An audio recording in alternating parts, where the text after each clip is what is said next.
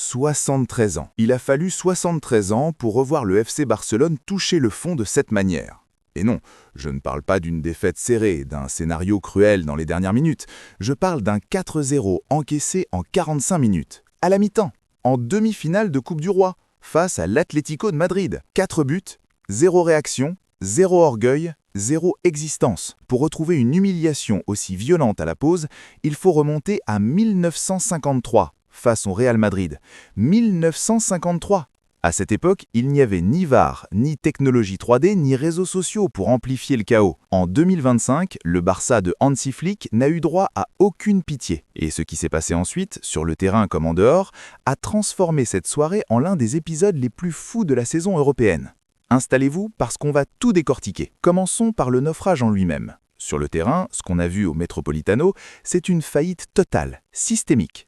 La défense barcelonaise a été incapable de lire les transitions de l'Atlético. Chaque accélération madrilène trouvait une brèche béante. Chaque pressing catalan était contourné avec une facilité déconcertante. On ne parle pas d'un accident de parcours, on parle d'une apathie mentale complète. Quelque chose qu'on n'avait quasiment jamais vu cette saison sous Flick. En 45 minutes, plus de 7 décennies de stabilité historique ont volé en éclats. Et les conséquences vont bien au-delà du score. Ce résultat fragilise l'autorité tactique du staff, il érode la confiance des cadres et surtout, il place le club devant un défi quasi insurmontable pour le match retour. On reviendra sur cet espoir de remontada, mais avant, il faut parler de ce qui a mis le feu aux poudres après la pause. 51e minute. Le Barça, dos au mur, parvient enfin à trouver le chemin des filets. 4-1.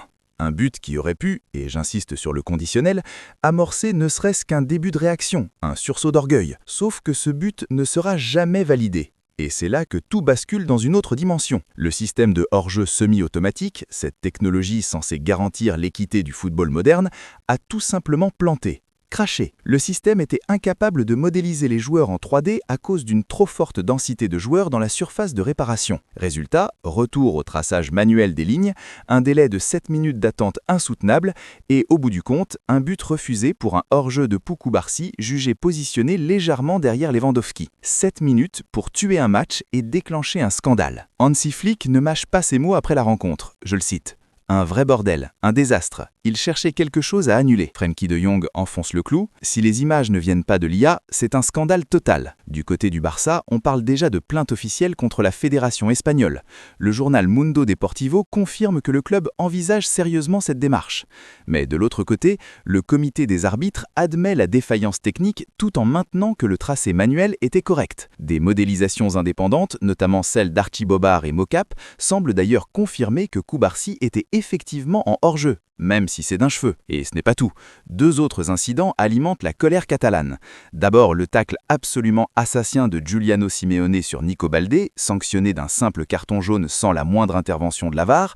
Ensuite, un pénalty non sifflé sur Lamine Yamal après un contact plus que suspect avec Matteo Ruggeri. Alors oui, on peut comprendre la frustration, mais est-ce que cette paranoïa arbitrale ne sert pas aussi à masquer une réalité beaucoup plus dérangeante? Parce qu'il faut qu'on parle de ce qui s'est vraiment passé sur le terrain, et notamment de celui qu'on nous présente comme le futur roi du football mondial. Lamine Yamal, 17 ans, numéro 10 du Barça, prodige absolu, futur ballon d'or selon certains, dont Samuel Umtiti lui-même. Et pourtant, le Metropolitano a agi comme un révélateur cruel.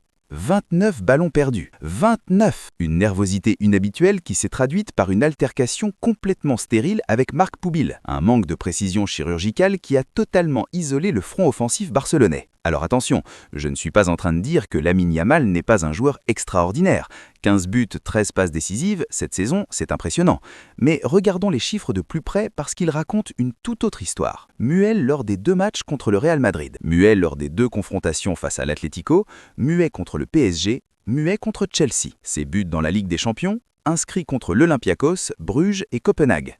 Avec tout le respect que je dois à ces clubs, on n'est clairement pas dans la même catégorie. On est face à ce qu'on pourrait appeler du stat padding européen. Le talent est pur, personne ne le conteste, mais la marge de la régularité face aux grandes écuries reste pour l'instant trop haute.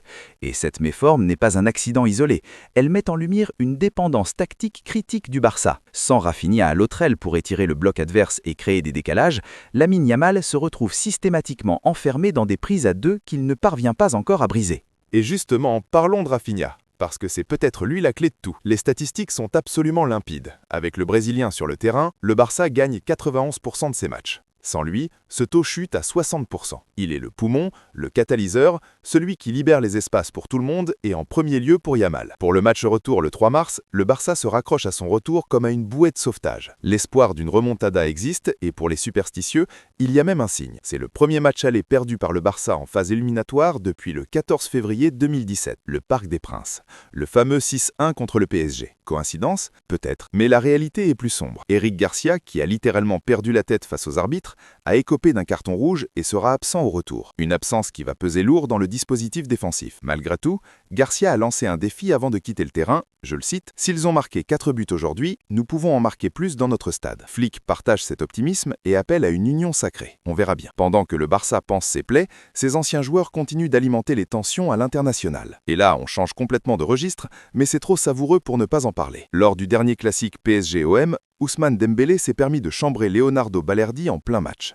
Citation directe, « Il est nul, il ouvre tout le temps sa bouche. » Évidemment, la presse argentine n'a pas laissé passer ça. Le quotidien Olé a immédiatement dégainé l'arme fatale, la finale du Mondial 2022 au Qatar. Le remplacement humiliant de Dembélé dès la 41e minute après avoir concédé le pénalty sur Di Maria. Un rappel cinglant que dans le football moderne, ton passif médiatique te suit partout, tout le temps. Les rancœurs de 2022 sont loin, très loin d'être enterrés. Et pour finir, on va prendre un peu de hauteur et parler de quelque chose qui pourrait changer la face du football mondial. Pendant que l'Europe s'enlise dans ses polémiques d'arbitrage et ses guerres de communiqués, le Japon, lui, expérimente déjà le futur. Pour le centenaire de sa fédération en 2026, la J-League va tester un format révolutionnaire, une saison entière sans match nul. En cas d'égalité à la 90e minute, séance de tir au but systématique. Le vainqueur au tir au but empoche 2 points, le perdant repart avec 1 point. Une idée qui fait écho aux propositions de Gérard Piqué, qui prône depuis mois l'attribution de 0 points en cas de match nul 0-0 pour forcer les équipes à attaquer. Alors oui, cette réforme a ses risques. Des équipes limitées pourraient très bien garer le bus pendant 90 minutes et miser sur la loterie des pénaltys pour grappiller 2 points immérités. Mais l'opportunité est énorme. Imaginez les grands clubs obligés d'aller chercher ce 3e but de sécurité pour éviter le piège des tirs au but. Plus de gestion cynique, plus de fin de match à 10 derrière. Si cette expérience est pérennisée, elle pourrait redéfinir la gestion tactique à l'échelle planétaire. Maintenant, je veux votre avis dans les commentaires sur 3 questions précises. Premièrement, est-ce que le bug du système semi-automatique justifie la plainte du Barça ? Ou est-ce que c'est juste une façon de masquer une faillite tactique évidente? Deuxièmement, est-ce que Lamine Yamal n'est pas trop protégé par les médias, quand on voit ses statistiques faméliques contre les grosses écuries? Et troisièmement, est-ce que vous seriez prêt à accepter la règle japonaise en Europe pour en finir avec les matchs nuls soporifiques? Dites-moi tout en commentaire, lâchez un pouce bleu si cette vidéo vous a plu, abonnez-vous si ce n'est pas encore fait, et on se retrouve très vite pour la suite. Paz.